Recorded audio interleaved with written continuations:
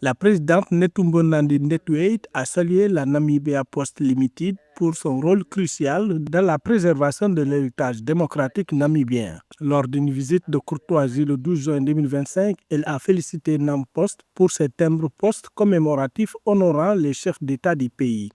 Nandi-Ndaitwah a souligné que le bureau de poste est un centre de communication vital, restant fidèle à son mandat. Elle a rappelé l'importance historique et actuelle de la poste comme principal lien international pour le courrier. En somme, la présidente a exprimé sa reconnaissance pour les efforts continus de NamPost.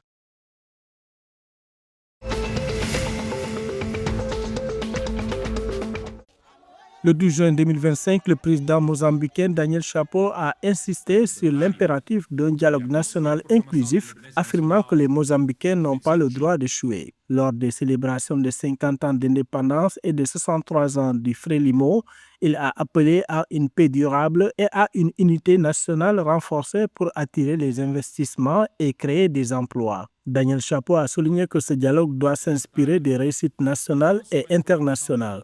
Pour le chef de l'État, il est crucial de mettre fin à la perception du Mozambique comme un pays de conflits récurrents en bâtissant un environnement de paix totale.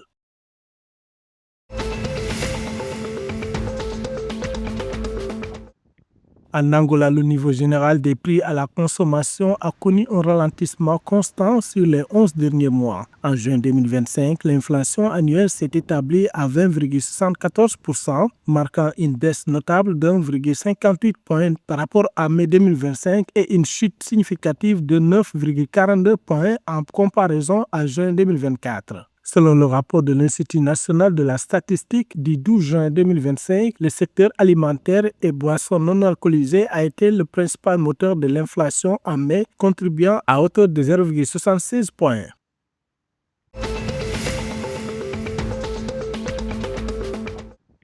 De graves inondations ont frappé la province du Cap-Oriental en Afrique du Sud, entraînant la mort d'au moins 49 personnes confirmées par les autorités locales le 11 juin 2025. Ces dernières s'attendent à ce que ces bilans s'alourdissent alors que les recherches de disparus se poursuivent. Ces intempéries survenues tôt la veille ont provoqué d'importants dégâts touchant au moins 58 écoles et 20 hôpitaux. Face à la destruction de leurs habitations, environ 500 personnes ont été évacuées et relogées dans des abris temporaires, selon le gouverneur du Cap-Oriental.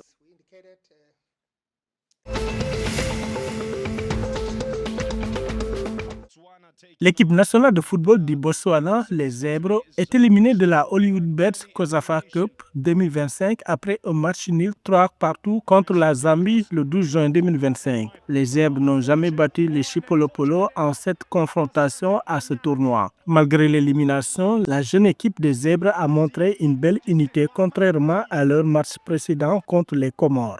Des experts estiment que cette jeune génération représente l'avenir du football botswanais, offrant à l'entraîneur Morena Ramoroboli un large éventail de choix en vue de la CAN au Maroc en décembre.